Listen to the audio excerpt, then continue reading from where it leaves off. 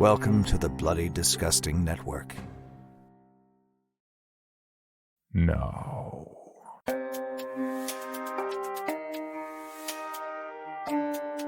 This is Creepy, a podcast dedicated to sharing the most famous, chilling, and disturbing creepypastas and urban legends in the world. Whether these stories truly happened or are simply fabrications is for you to decide. These stories may contain graphic depictions of violence and explicit language. Listener discretion is advised. Creepy presents A Girl at My School Started to Decay. Written by With Bite and narrated by J.V. Hampton Van Sant. I've always tried to treat people like I would want to be treated, with a little compassion and respect, not judging and always looking for the positives. As I sat alone in my room at night thinking about the names I'd been called at school that day, how I'd been pushed against walls and had my locker superglued shut, it was obvious that I was the only one who did. Which was the problem in a nutshell. I'm different. I'm tall for my age and super skinny, and my face looks like someone threw a bucket full of zits over it. I'm shy, and I'm nervous. All of these on their own are nectar to small-minded people. Put them all together in one screwed-up teenager, and I might as well have the world's biggest sign painted on me. Bully me. So, yeah, my life sucked. I wasn't going to give up, though. I was going to keep trying to treat other people well. Maybe, just maybe, one day, a little of it would rub off and someone would be nice to me back. The day she came into my life, there was no sign yet that my one-man campaign for mutual tolerance was working. My shoes had been stolen, literally pulled off of my feet by two boys who'd targeted me before. They were jocks. They had girlfriends. People liked being around them. They were everything I was not. And they treated me like dirt. I was left standing there in my socks, not matching, of course, as the boys walked down the corridor, each waving a shoe and laughing, calling me names. I don't want to say what. Obscene, hurtful, anatomically bizarre things. It was raining outside, a summer shower, but steady, and I wondered how I was going to walk home without getting my feet soaking wet. Finding 2 plastic bags from somewhere and taping them around my ankles was the best solution I had come up with when she appeared. Making her way, slowly, hesitantly, down the corridor, heading my way. This should not have been a big deal. Only she was looking at me. She was getting closer, and it looked like she was going to speak to me. Girls don't talk to me.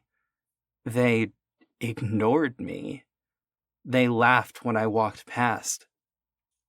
Sometimes they gave me dirty looks. But this girl... "Hey," she said. Her voice was as hesitant as her walk. "Are you okay?" Blushing bright red when you already have an acne-hit complexion is not a good look. That's what I went with, though. Not only was a girl talking to me, she was being nice to me. I said, then added, just in case I hadn't been clear enough the first time. She looked embarrassed, found something at ground level that needed looking at for a moment, and then said, "As long as you're okay." Then she kept on walking. I was left, scarlet-faced on top, mismatched socks below, in a complete daze. She glanced back. Now was my chance to do something cool. I lifted my left foot, showing the heel of my sock. I have no idea why I did this. Possibly my brain thought a foot wave was a good idea. Possibly I was just meant to die alone and unkissed. The latter is a much better wager to place. She turned away, kept going. I put my left foot back on the ground. I had no idea who she was. I'd never seen her at school before. So, I figured, she must have been a new girl. She was medium height, slim. Her hair was brown and kind of middle length, cut in a style I could not name. Her clothes were smart, but subdued. I noticed all these things when I saw her around school over the days that followed. I really wanted to speak to her again, and this time I would use some actual words. I guess this also shows how utterly lonely I was. The fact she had shown the slightest bit of interest in me had made me fall in love with her. I daydreamed about her walking up to me and asking, "Are you really okay? I only ask because I think you look tormented, and that's something I find really attractive." This leap of imagination ended with her asking me if I was doing anything later. Being a loser was the honest answer to that question. About a week after our first and only encounter, I saw her leaving a restroom. 2 other girls were propping up a wall, and as she passed, they both looked disgusted. "Have a shower," one of them called out, and held her nose to emphasize her point. The girl I adored lowered her head and began to walk faster. She walked straight into me, looked up, flushed with embarrassment, and said, "I'm sorry." I could see she had tears in her eyes. I wanted to say, "It's okay. Do you want to talk? Do you want to go get an ice cream soda?" Something, anything, to make her feel better. I stood there with my mouth open, and she started walking away. I kicked the wall. My head was spinning. I was so frustrated with myself. And I was also confused. Because she had smelt funny. More than funny, she smelled bad. Like something had gone rotten. I saw her at school one more time after that. She was trying to open a locker. I took a deep breath, told myself it was now or never. My legs turned to jelly as I walked towards her. She hadn't noticed me. I was only a few feet away. She tucked a strand of hair behind her ear, revealing a patch of darkened skin on her neck. A handful of flies swarmed around this patch. They were so small, like specks. I was staring. I didn't mean to. I hadn't realized I was till she looked up and saw me. Saw me gawping at the strange discoloration on her skin and the insects drawn to it. She flinched, almost as if she had been struck. Her hand moved towards her neck, and her eyes filled with tears. She turned away from the locker and started to run down the corridor. I lost sight of her, then saw her through the window hurrying towards the school gates. I swore under my breath and ran after her. I was desperate to apologize. Somehow, I needed to make this all right. I had no idea how, but I had to try. I followed her through the streets I recognized. Past the end of the estate where I lived with my parents, and then onto an area of town I knew by reputation only. I began to pass boarded-up windows, graffiti-strewn facades. A man sat in a doorway drinking from a bottle in a brown paper bag.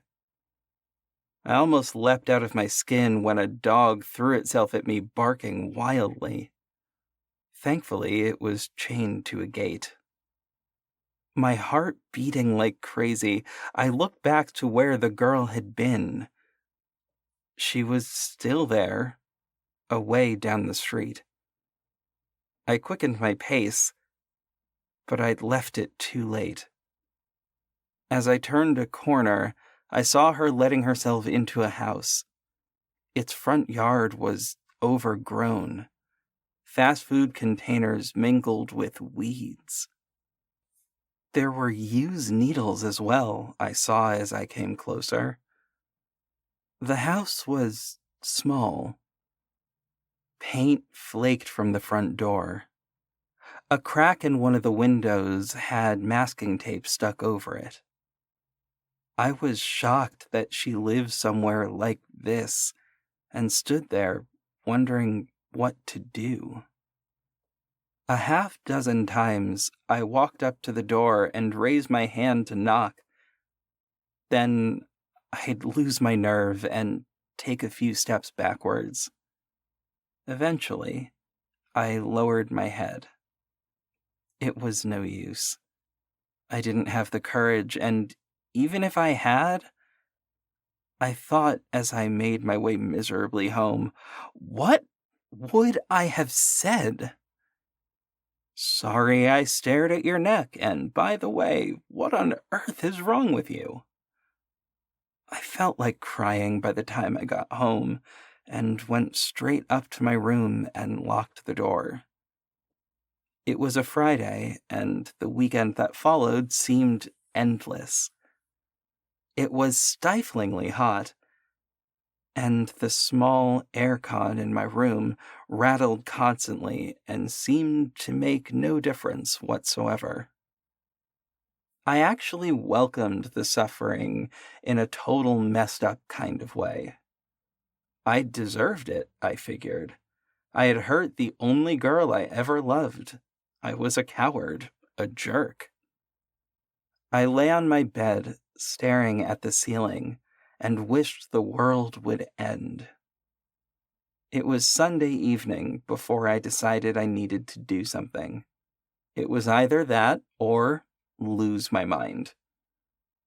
I forced myself to leave my room and walk out the front door. I felt a bit dizzy, a bit nauseous. I had decided, you see, to try one more time. I found myself standing back outside her front door. I didn't give myself time to think this time. I strode up and knocked. Something moved from behind the window. I couldn't make out what. Was it her? I thought. My heart began to drum inside my chest. I knocked again. It felt like I stepped off a precipice. The door opened an inch and a voice inside said, "Go away. I don't want to see anyone." It was the girl, though her words jarred with all the dreams I had of how this might go. "Please," I managed to say. "I just want to speak." An awkward silence lingered. Somewhere in the distance I could hear the sound of a car's engine misfiring. Then the door opened up all the way.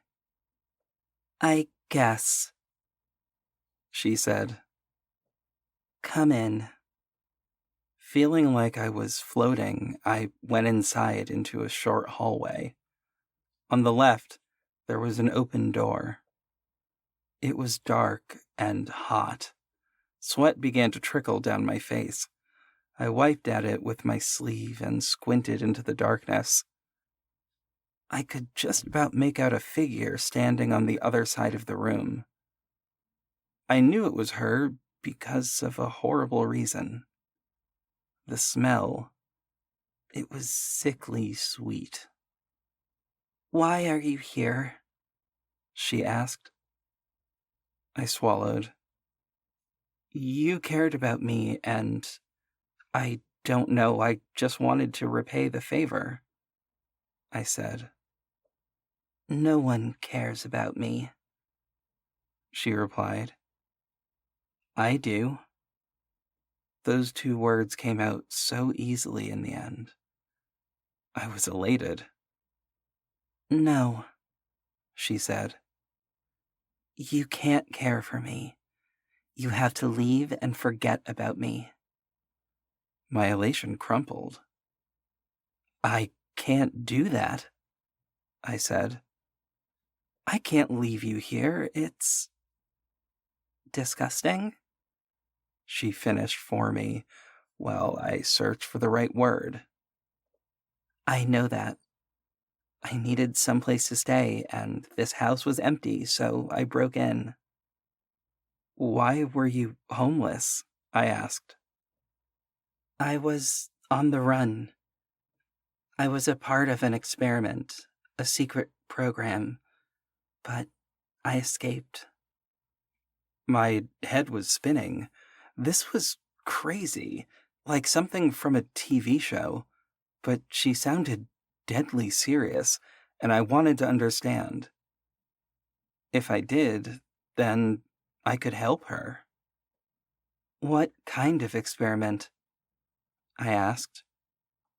I heard her sigh, there in the darkness, and then she spoke. "I was in an accident. I remember the impact, the car I was in spinning round and round. It was out of control, and then I hit my head on something. I don't remember anything after that until I woke up in a room I didn't recognize. There were people dressed like doctors. They told me I had died, but that they made me into what I am now. Dead, but still here, still thinking, still feeling." The word zombie forced its way into my thoughts. I said nothing as she went on. "After I escaped, I just wanted a chance to be like other people again. So I found somewhere to live, and I stole some clothes, and I went to school. I never registered or went to any classes. I just hung around. It was fun for a while, and then I started to decay. I've spent most of my life not knowing what to say or saying the most stupid things imaginable. I hadn't changed. Do you want to eat my brain? I asked. A little bit, she replied, then asked a question of her own. Do you want to kiss me? Yes, I said, though there was a distinct possibility that I would pass out at any moment. She walked towards me, and I began to be able to see her face. There were more dark patches on her skin. The largest, on her chin, looked to have eaten into her flesh. I could see a sliver of white. Bone, I thought. And crawling around it were larvae, feeding, growing, I imagined. As she moved, what looked like an aura surrounding her entire body moved with her. I realized it was swarming flies. The few I had seen on her neck before had multiplied into this horrific mass. Fear, ice cold and insistent, trickled through my body. She looked at me. I could see the apprehension in her eyes. She was scared as well of what I would think now that I could see how she had deteriorated. I started to shake, gritted my teeth. I know how crazy this sounds, but I loved her before, and in those moments, I loved her even more. I moved towards her, leant closer for a kiss. She looked me in the eye and asked, "Are you doing this because you pity me?" "No," I answered. "I'm doing this because I try and treat people like I would want to be treated." Her voice was close to a whisper when she asked, "How do you want to be treated?" "I want to be loved," I replied. She smiled, and then we kissed.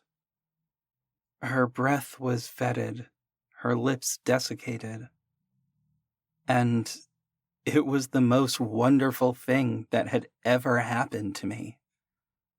Afterwards, she took me by the hand and led me to the sofa, where we sat. Flies brushed against my face, but I did not care. "They'll find me," she said. "Who?" I asked. "The people who made me part of their experiment. And then they'll take me away. What's left of me." The certainty with which she said this left me in no doubt. "Until then, though?" I asked. She rested her head on my shoulder. "Until then, hold me, and don't let go. Your embrace is the last perfect thing in this world of tears." Creepy presents The Birdcage, written by Melody Grace and narrated by Rissam. I was always my grandmother's favorite. We often had afternoon tea together at her home, where we would gossip away about our daily lives and love interests. After my grandfather passed away, grandmother had become quite the lady of the night. New suitors every week, always with flowers in hand. I, however, never had much luck with men. When my grandmother passed away, our whole family gathered to listen to her last wishes. Being her favorite of the grandchildren, I was hoping I would possibly inherit her house. That, sadly, did not happen. Instead, I received her old rusty birdcage while my cousin Philip was left with her home. To say I was bummed would be an understatement. My mother, however, wouldn't stop staring at it as if I had been given a large sum of money. As the evening went on, my mother continued to smile at me in a cringy way. Given the fact that I was an only child, my mother and I should have been closer than we were, especially when my dad passed away when I was 5. But it just never happened. I think I blamed her for not having more children, and maybe even a little for my father's death. The night of his accident, they had been fighting before he stormed out of the house.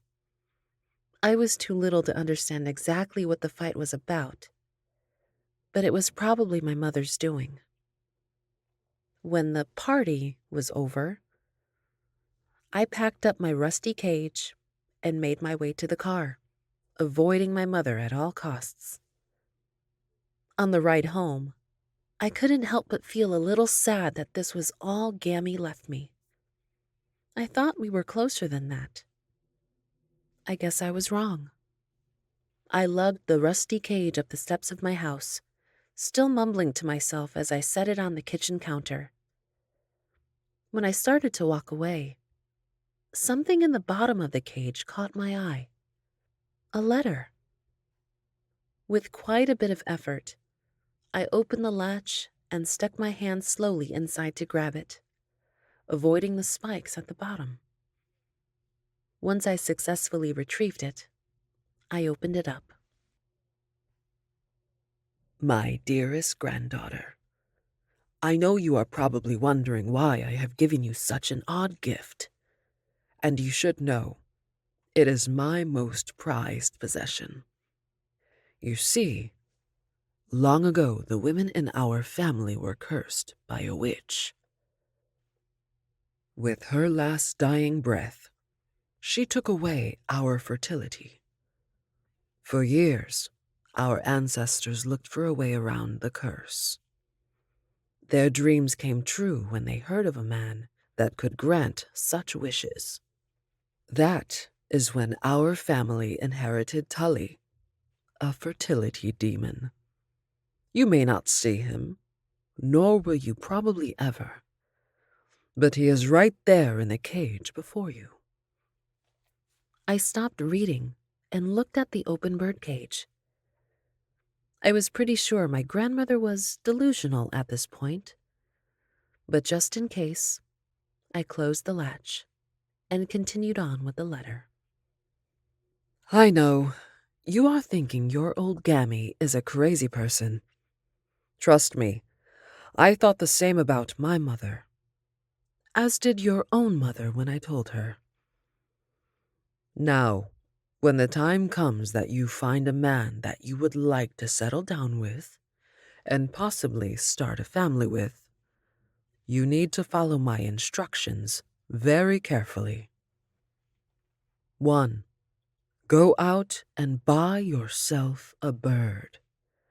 The exact species does not matter. 2. Place the bird inside of the cage and never feed it, not one speck. You hear me? 3. Invite an enemy over for tea. 4.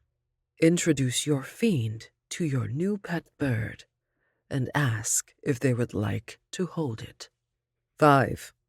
Do not be alarmed when Tully bites them. It needs to happen. 6. Once they have been bitten, you must have intercourse with your husband within 24 hours. I know how this all sounds, but when the time comes, you will be thankful. All my love, Gammy. I stood in my kitchen for a good 20 minutes, just staring at the empty birdcage. Had Gammy really believed this? I shook my head and forgot all about the rusty old cage and the letter for many years. Then, I met the man that would be my husband. Jake was a caring man, a gentle man, and he loved me with his whole soul.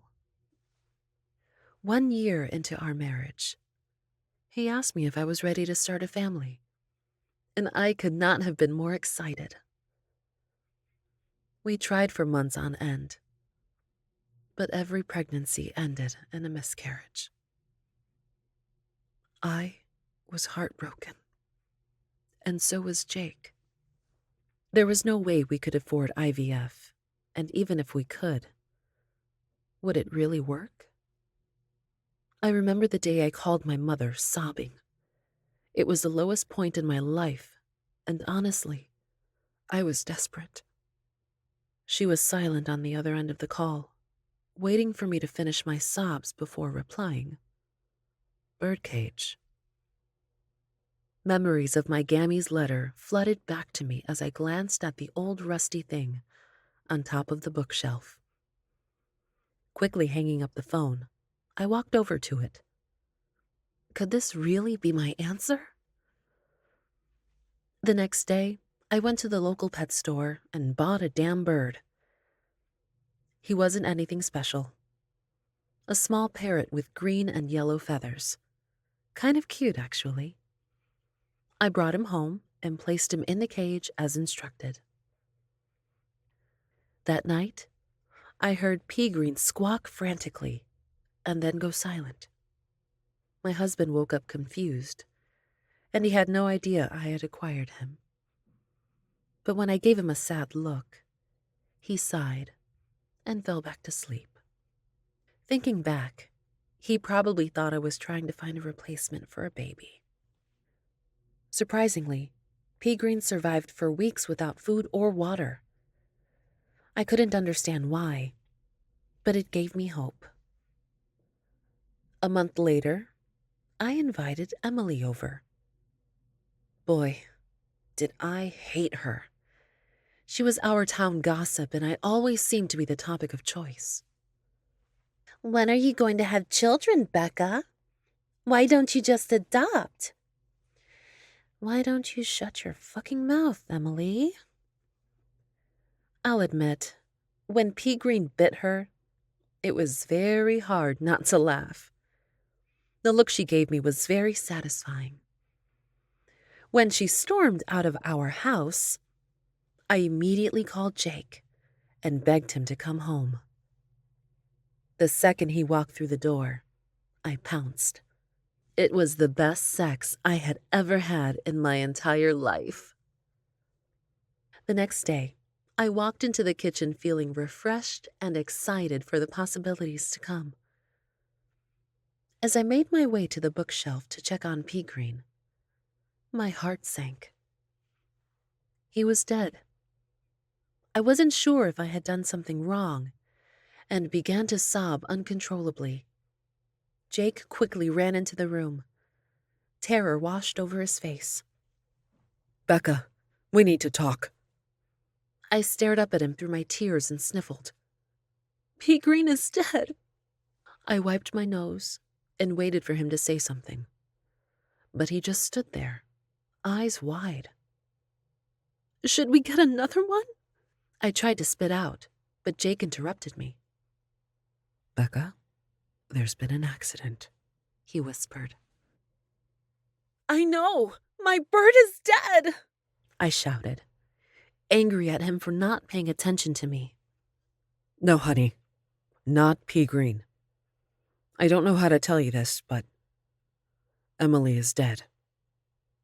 She was in a car accident this morning and died at the scene. I'm so sorry, baby. He reached for me, pulling me close while I stared up at the cage in shock. Was this supposed to happen? Is this why Gammy told me to pick someone I didn't like? Tears slid down my cheeks, but I wasn't sure from which emotion they came from. It's been 3 months since the passing of Pea Green and Emily. I'm still not sure how I feel knowing that I ended 2 lives. But as I look down at my growing stomach, I can't say that I wouldn't do it again. Maybe I'll invite our mailman over next time. He's been a real jerk lately. For more information on this podcast, including how to submit your own story for consideration, please visit creepypod.com. You can also follow us at CreepyPod on social media and YouTube. All stories told on this podcast are done so through Creative Commons Share-alike licensing or with written consent from the authors. No portion of this podcast may be rebroadcast or otherwise distributed without the express written consent of the Creepy Podcast production team and the story's author.